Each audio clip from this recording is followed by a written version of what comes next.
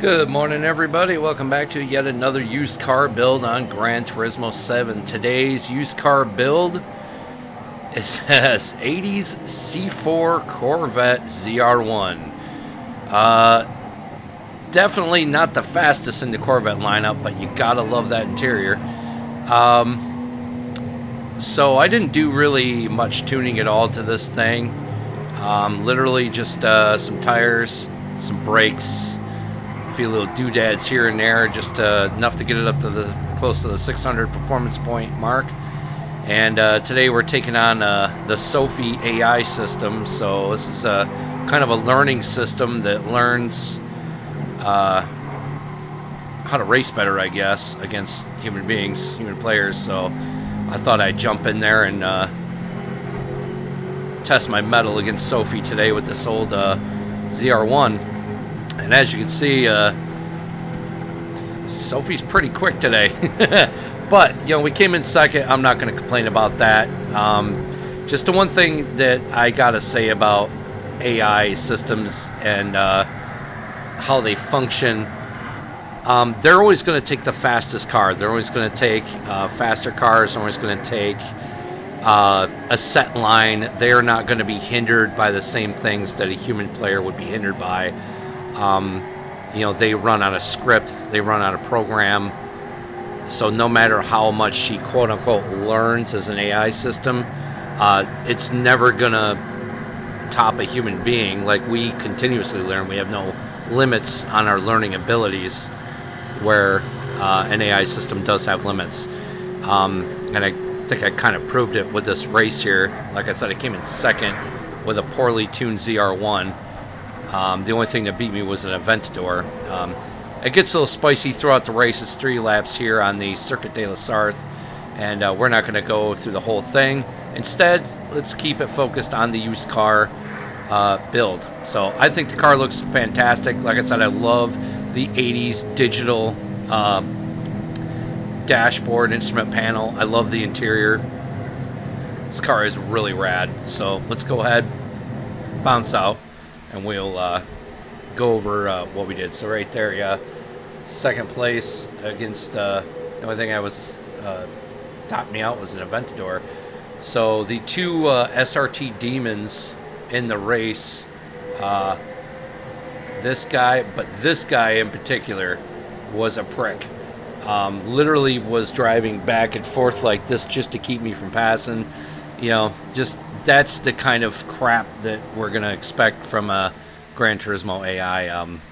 Yeah, I'll take a hard pass on that one, Polyphony. But anyway, let's, like I said, keep it focused on the car, other than my views on an AI system in a video game. But anyway, let's go ahead and check it out, see what we did here.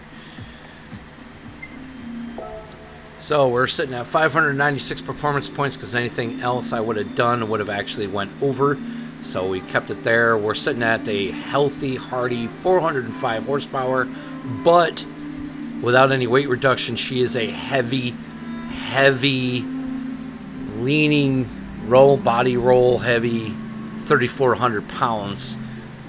When you think of a Corvette, you definitely don't think of heavy, but this one is a little on the, she's a little on the thick side. So, sports tires, all stock suspension differential.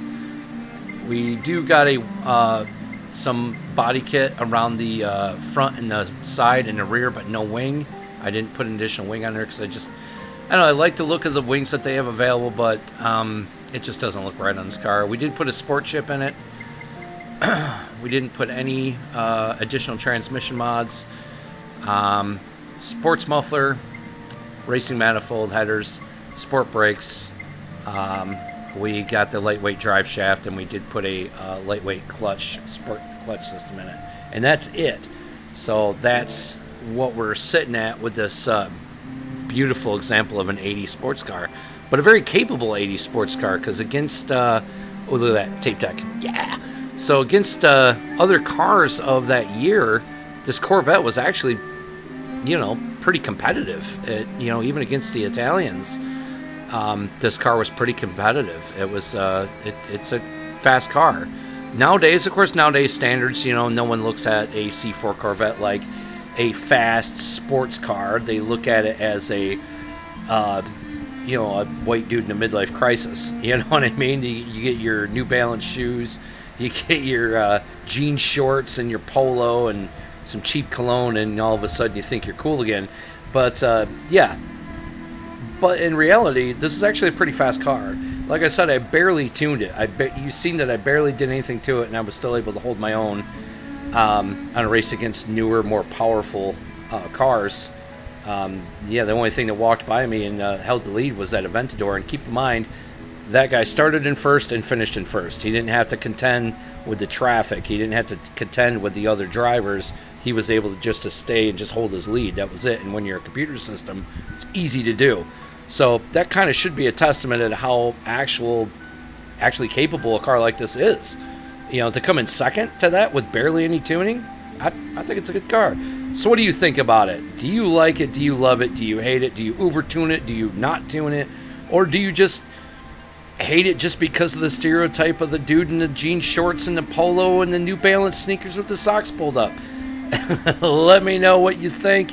Thank you all for watching. I much appreciate it, and I will catch you guys in the next one, where hopefully sooner or later we'll get that Chevelle available in the Legendary showroom. All right, guys, thanks for watching. Thanks a bunch. See you next.